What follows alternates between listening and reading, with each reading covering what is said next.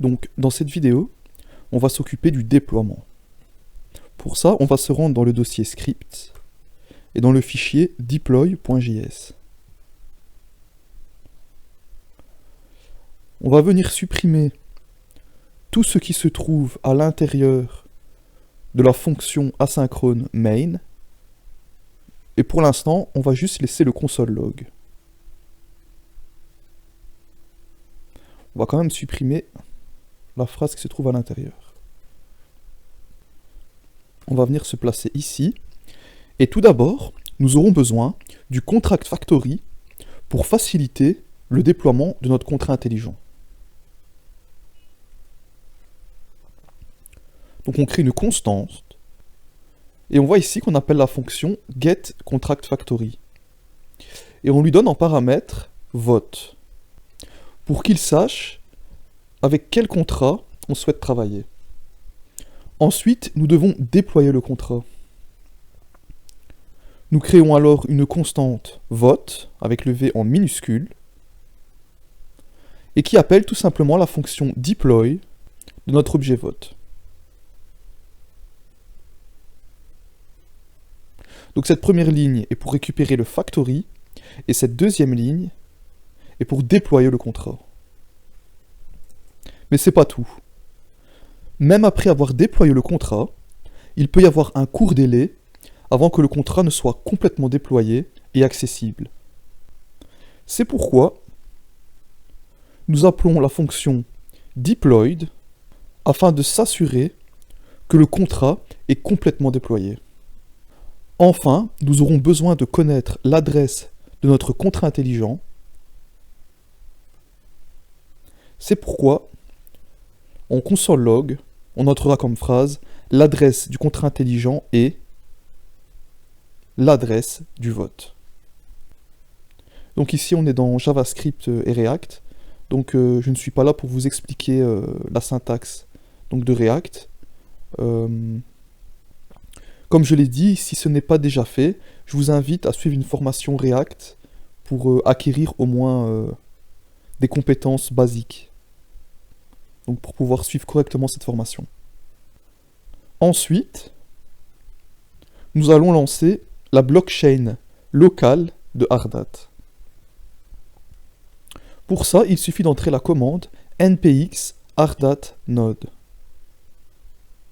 Vérifiez bien que vous êtes dans le bon dossier. Donc voilà. Et ici, on s'aperçoit qu'on obtient des comptes de test. Et comme on a accès à la clé privée de chaque compte, on va pouvoir importer ces comptes sur MetaMask. On va alors se rendre sur MetaMask.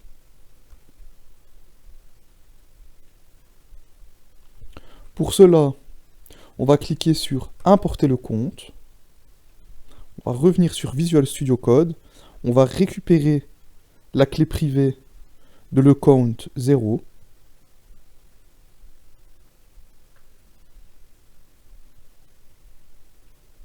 Et on va venir la coller ici sur MetaMask. On l'importe. Et voilà. Donc ici, je vais l'appeler détail du compte. Et je vais venir l'appeler Ardat 0. Je valide. Et voilà. Premier compte Ardat est importé. Je vais venir récupérer la clé privée de l'account 1.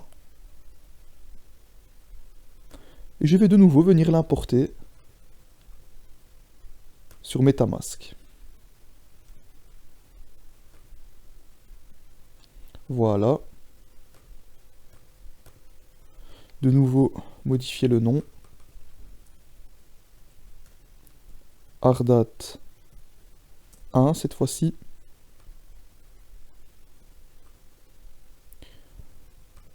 Et encore, une dernière fois, pour le compte 2, puisqu'on aura besoin de 3 comptes.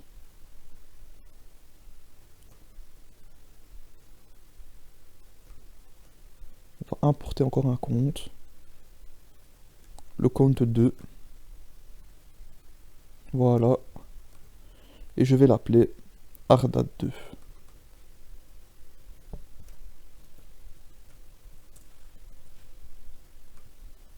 Voilà. Et donc maintenant, on va pouvoir ajouter le réseau Ardat. On va agrandir la vue. Ça sera peut-être plus simple. Et on va changer de réseau.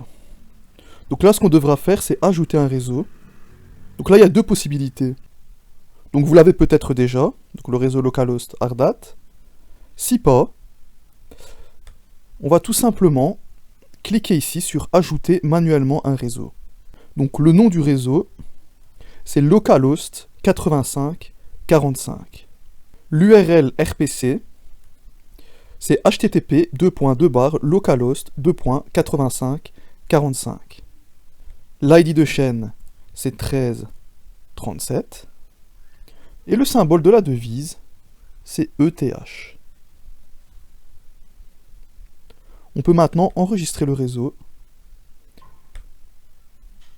Et voilà, donc on voit bien qu'on a 10 000 ETH. Donc sur le réseau, localhost 8545, même chose pour le compte 1 de Ardat, ainsi que pour le compte 0. Et donc, comme tout est OK, on va pouvoir déployer le contrat intelligent, notamment grâce au fait que la blockchain local Ardat est lancée. On va toujours se rendre sur le dossier d'app-voting et on va entrer la commande npx ardat run scripts deploy.js --network localhost. Donc ici, on va lancer le fichier deploy.js dans le réseau localhost. On va entrer.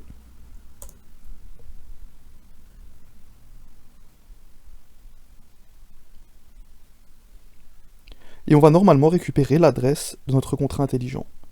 Donc voilà, le contrat est déployé. Et ici, nous avons l'adresse du contrat intelligent. Donc je vais déjà la copier. Et nous allons installer .env.